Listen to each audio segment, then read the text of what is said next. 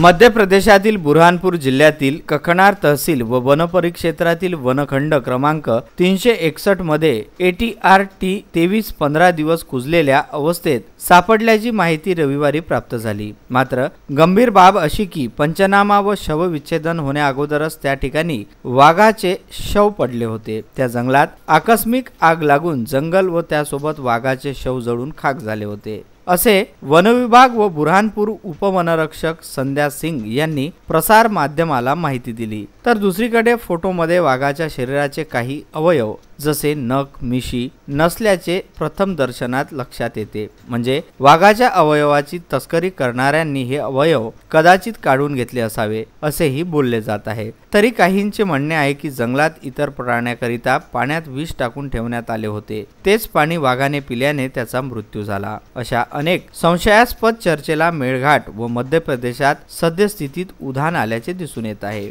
Vidarbha news करिता धारणी येथून तस्मीन शेख।